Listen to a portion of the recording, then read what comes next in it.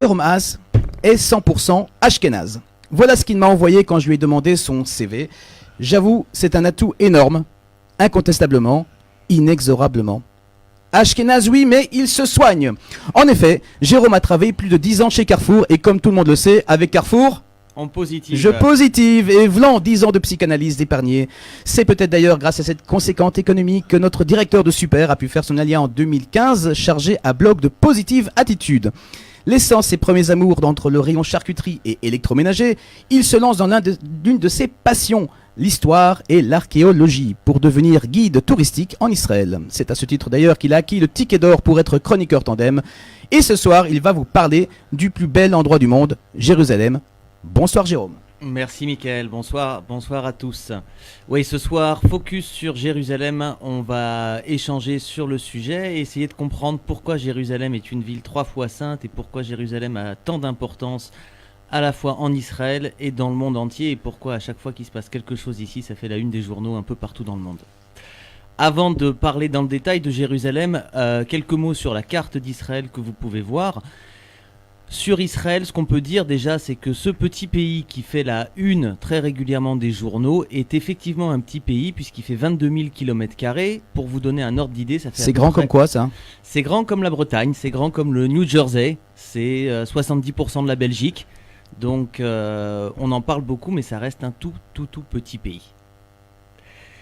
Ensuite, sur la carte d'Israël, on va avoir à peu près 60% de la population qui va être concentrée sur la côte entre Tel Aviv et Haïfa, 60% du pays qui va être dans le Negev, cette partie du désert dont personne ne voulait et que les Juifs ont accepté quand le plan de partage de l'ONU a eu lieu en 1947, donc 60% du pays, 5% de la population, et avec 900 000 habitants, la ville de Jérusalem. C'est assez rare qu'on voit la ville de Jérusalem dans son intégralité parce que la ville municipale de Jérusalem fait 120 km².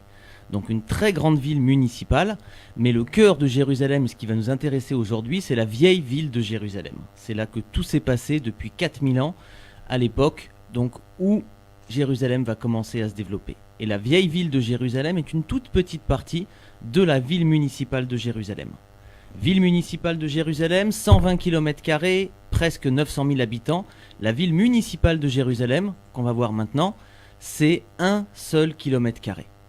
1 km² pour toute la ville de Jérusalem. Pour toute la vieille ville de Jérusalem. Tant d'histoire pour 1 km². Tant d'histoire, tant de disputes pour 1 km². Absolument incroyable.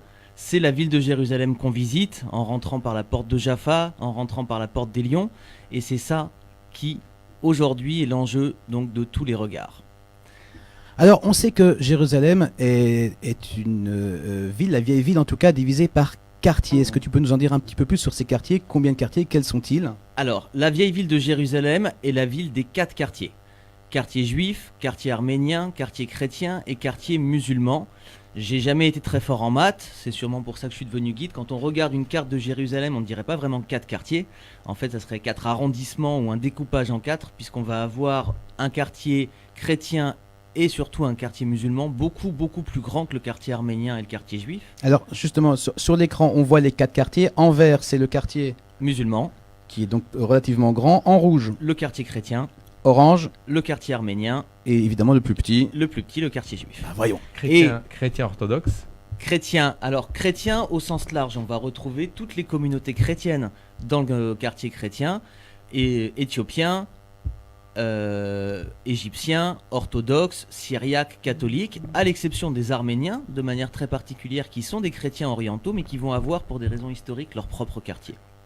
Et le 5e quartier de Jérusalem va être le mont du Temple, donc cet énorme espace qu'on voit sur la carte en bas à droite, le mont du Temple, donc, qui est un espace qui fait l'équivalent de 144 000 m², l'équivalent de 14 terrains de foot. C'est un quartier en soi. Ça serait le 5e quartier, qu'on n'appelle pas comme ça, de Jérusalem. Donc les 4 quartiers tels qu'on les voit aujourd'hui vont s'expliquer pour des raisons purement historiques. Aujourd'hui, toute Jérusalem est municipale Jérusalem, capitale d'Israël, ville israélienne. Mais historiquement, c'est comme ça que les différentes communautés, en tout cas depuis les 200 dernières années, se sont regroupées sur ces 4 quartiers. Maintenant, dans les 4 quartiers, des énormes différences de taille et évidemment de population.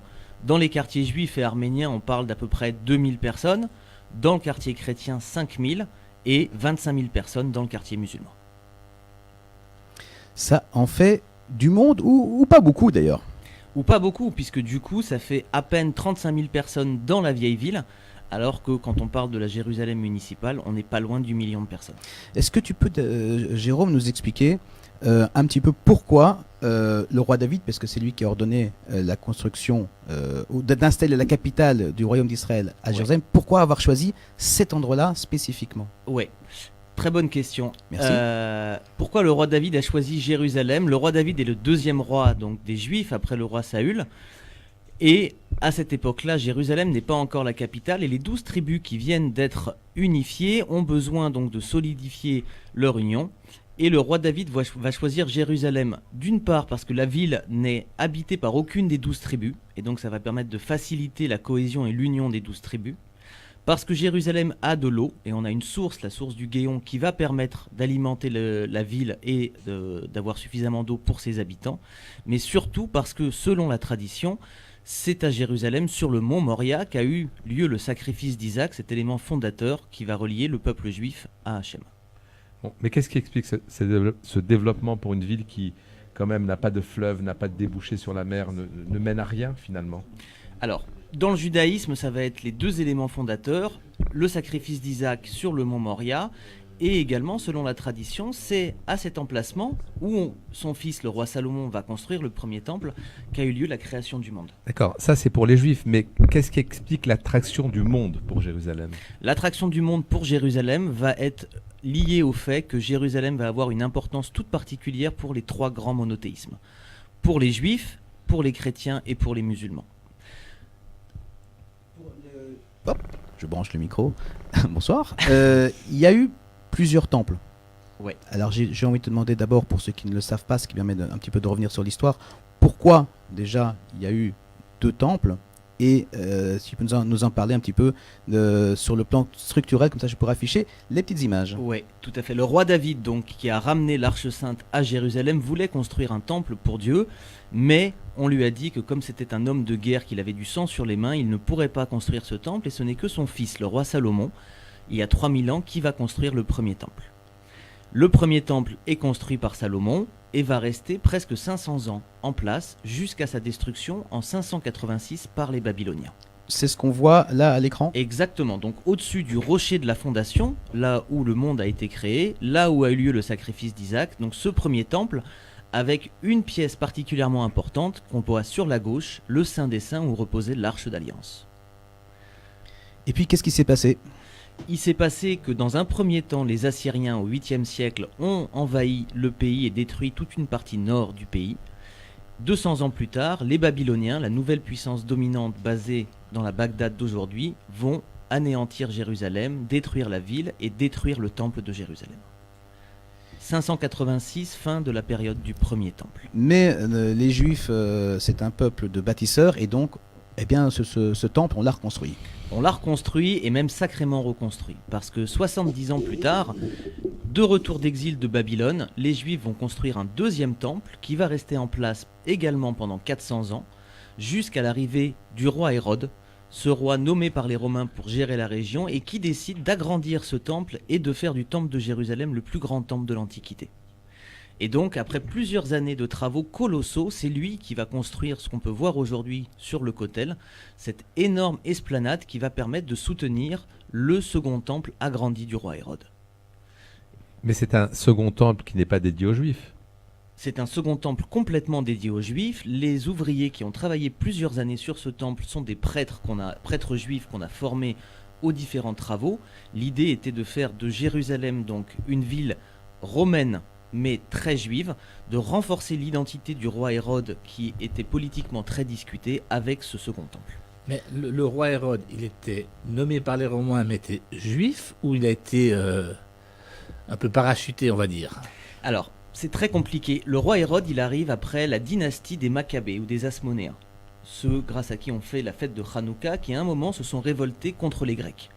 Et les Maccabées ont régné 100 ans, une dynastie très importante, et suite à une guerre de pouvoir au sein des différents petits-fils et arrière-petits-fils, finalement les Romains sont intervenus et ont nommé Hérode, qui venait de l'extérieur, pour prendre la suite. Le roi Hérode est un juif converti de 2e génération, c'est-à-dire que son grand-père a été converti de force par les juifs, sa mère était arabe, c'était une nabatéenne. Donc il a une identité politique et religieuse très compliquée, c'est un citoyen romain de culture grecque et d'identité juive très discutée. C'est ce qu'on appelle un melting pot. C'est ce qu'on appelle un melting pot très fort, et arrivé 100 ans après cette dynastie des Asmonéens qui s'était révoltée contre l'oppresseur grec qui avait interdit les lois juives, la place est très dure à prendre. Donc il va à la fois jouer sa carte en étant très proche des Romains, à la fois essayer de renforcer par différentes choses son identité juive auprès de la population. Et évidemment, ce second temple, eh bien, on nous l'a détruit.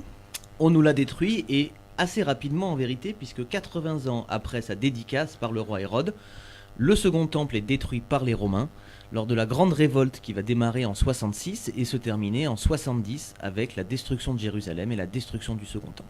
Alors aujourd'hui, pour ceux qui visitent Jérusalem, toujours pas de troisième temple, et on y trouve une mosquée. Alors on l'appelle mosquée Al-Aqsa, dôme du rocher. Tu peux nous en dire un petit peu plus ? Oui, tout à fait. Quand le temple va être détruit en 70, pendant 600 ans, presque 600 ans, on va avoir absolument rien sur le mont du Temple. Il est vide. Et en 638, quelques années après la mort du prophète Mahomet, une tradition va se développer qui raconte le voyage nocturne qui est mentionné dans le Coran, où Mahomet fait un voyage extraordinaire qu'on appelle l'Isra and Miraj, sur une bête magique, avec un corps de cheval, une tête de femme, des ailes d'aigle, des pattes de lion.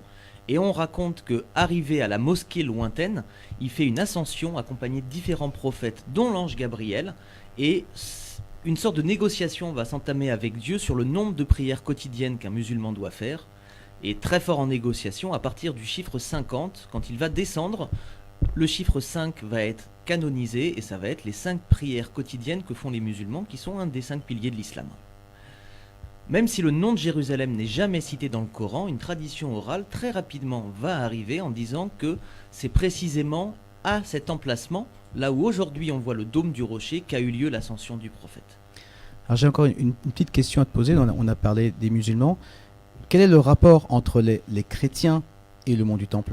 Le rapport, c'est les différentes mentions du temple de Jérusalem dans le Nouveau Testament, la présence de Jésus 40 jours après sa naissance lors de la présentation au temple, la visite lorsqu'il a 12 ans et c'est son échange avec ce qu'on appelle les docteurs du temple, et à la fin de sa vie, quand il va venir à Jérusalem pour la fête de Pessah, où il va visiter le temple, renverser les tables des marchands du temple, et peu de temps après être arrêté, jugé, puis crucifié.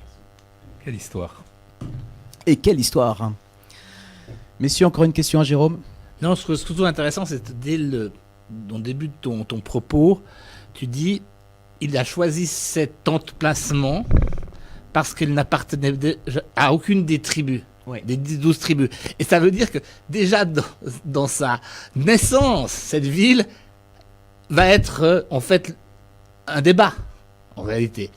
Tu veux dire que C'est- c'était déjà, Déjà entre les juifs. déjà de la politique. Oui, mais très tôt. C'est assez Exactement. c'est intéressant. Merci Jérôme pour cette rubrique. Jérôme, si on veut te contacter, est-ce que tu as une page Facebook, quelque chose ? Page Facebook, Jérôme Guide Israël, également sur mon site web, guideisraël.fr. Merci Michael, Mais je t'en prie Jérôme, on se retrouve le mois prochain. avec grand plaisir. Tu as déjà un sujet à nous présenter ? Plusieurs options, donc ce sera une surprise pour le mois prochain. Ça sera Bagdad.